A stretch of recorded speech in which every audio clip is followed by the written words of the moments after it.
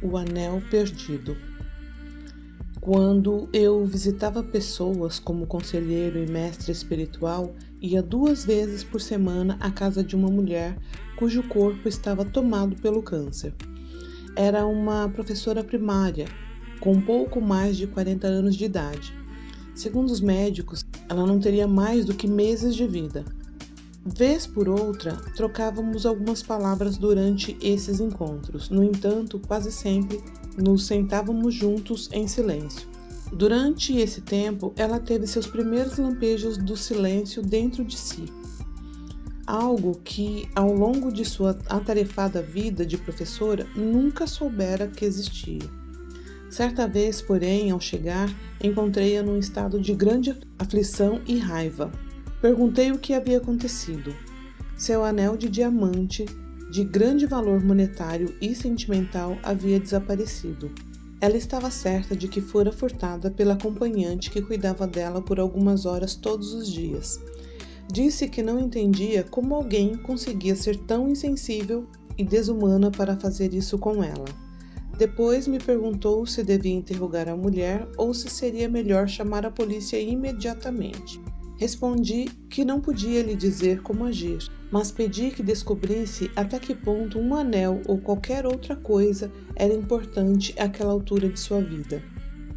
Você não entende, ela afirmou. Esse era o anel da minha avó. Eu o usava todos os dias e só parei porque fiquei doente e minhas mãos começaram a inchar. É mais do que um simples anel para mim. Como posso não estar aborrecida?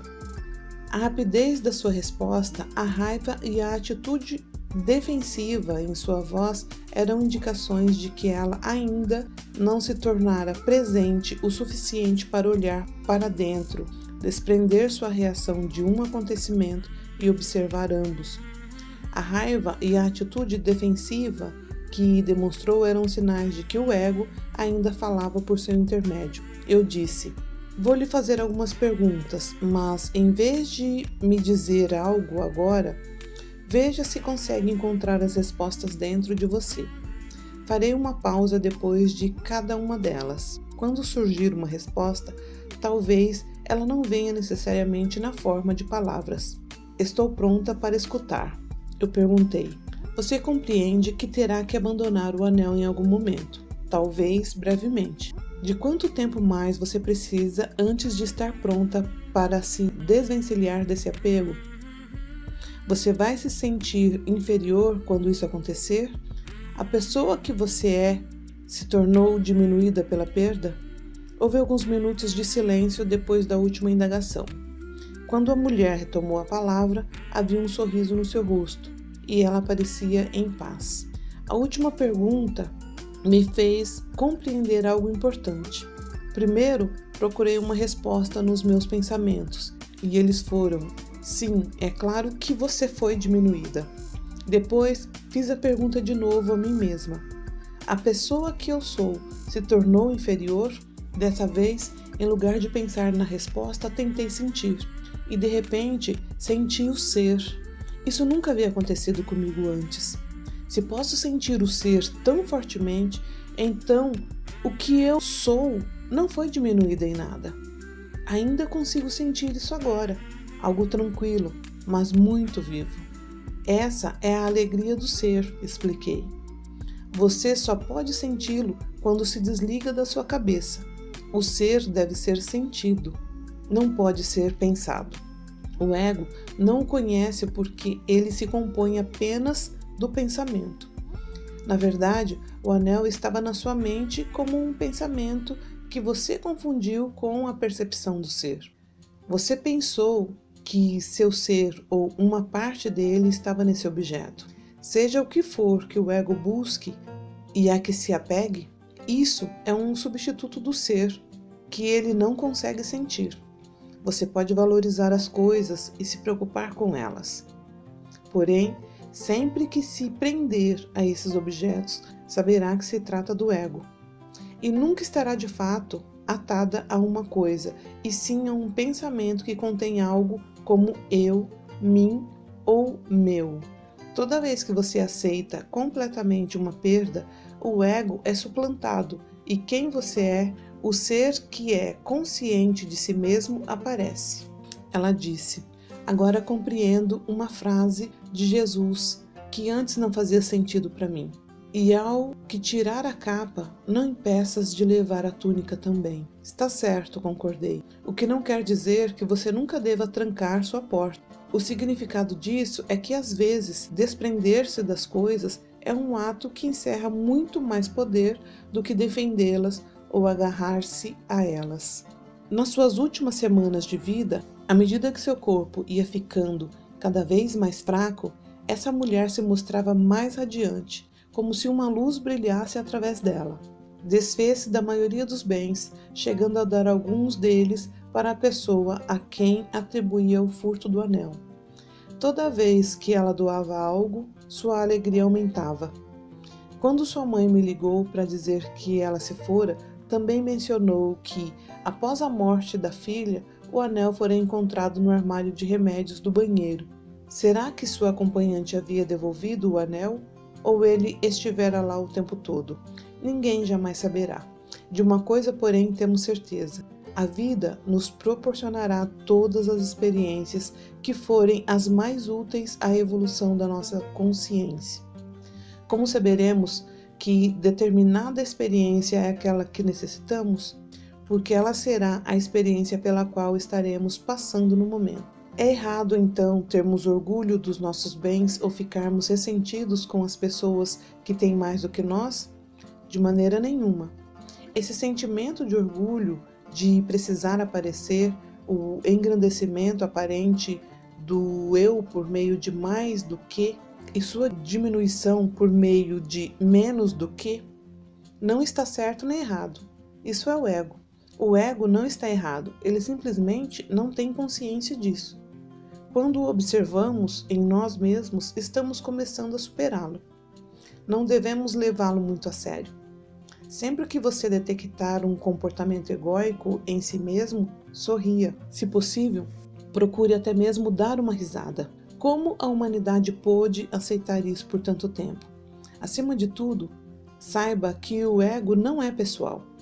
Ele não é quem você é.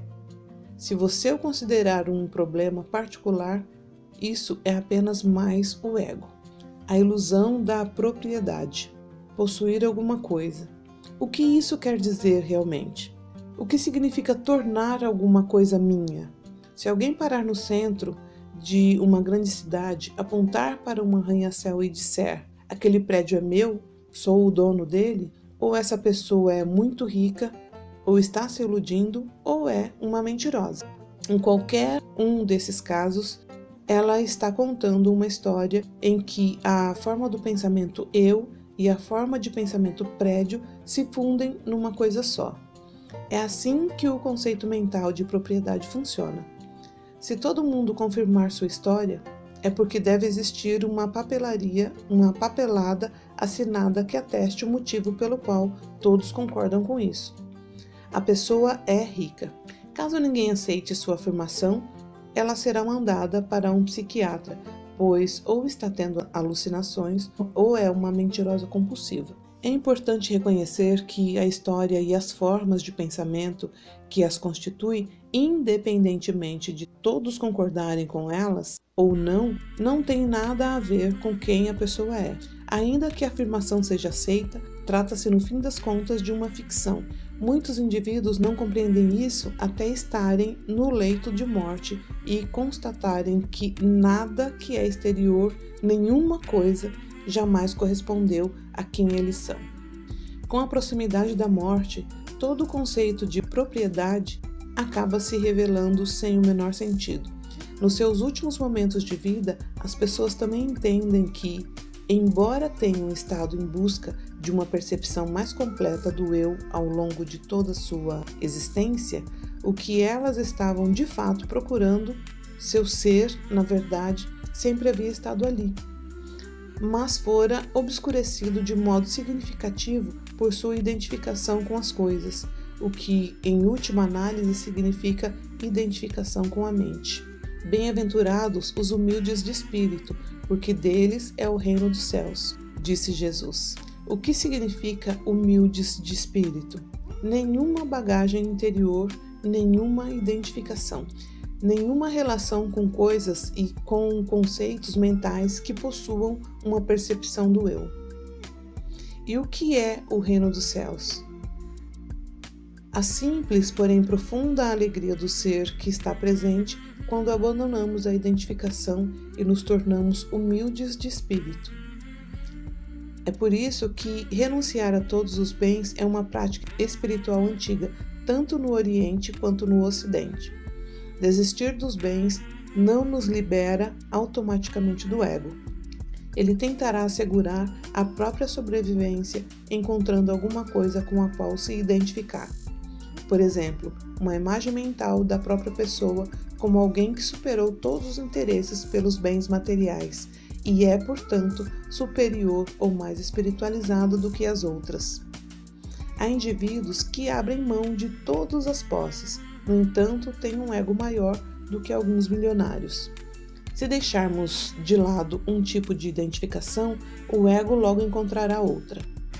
No fim das contas, não importa ao que ele se apega, desde que isso tenha uma identidade.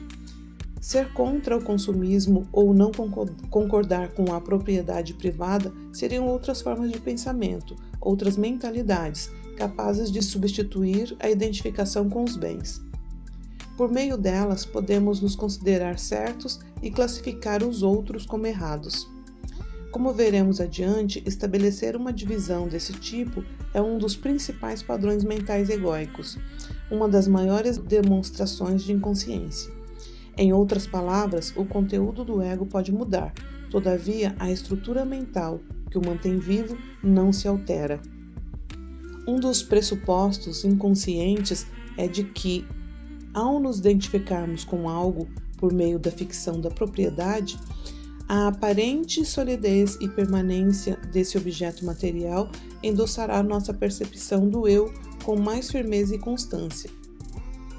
Isso se aplica sobretudo aos imóveis e ainda mais às terras, pois acreditamos que esses são os únicos bens que temos condições de possuir que não podem ser destruídos.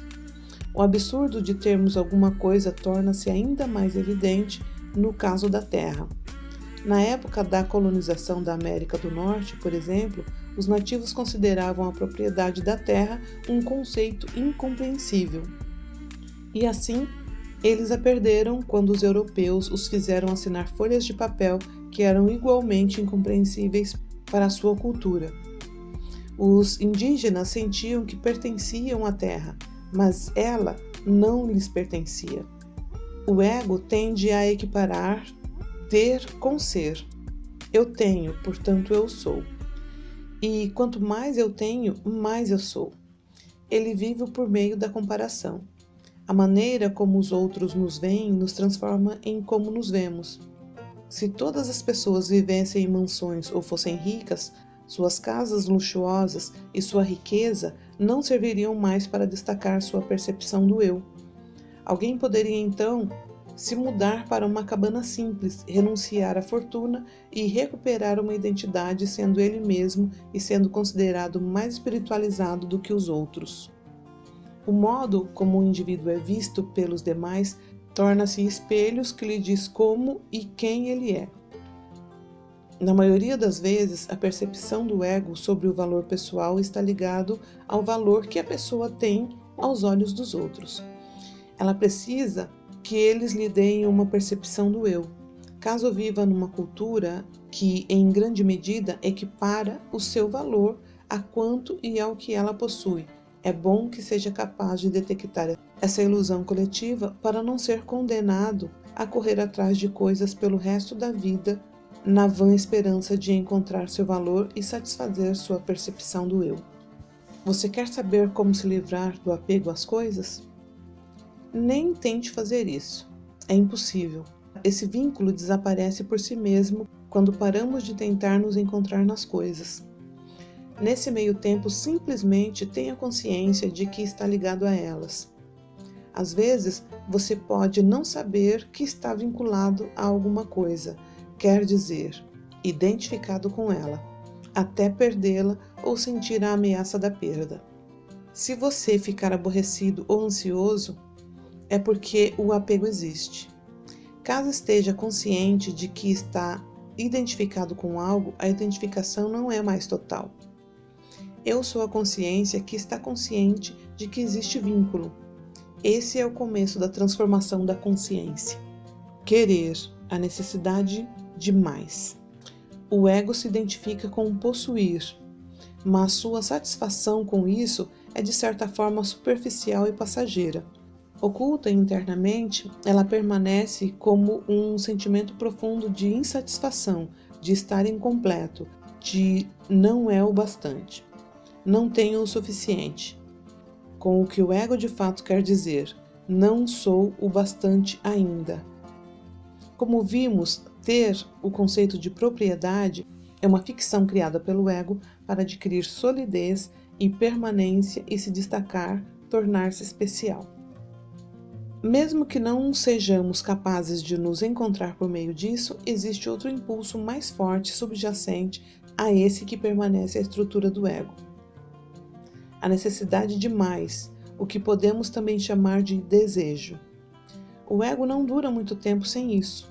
Portanto, querer o mantém vivo muito mais do que ter.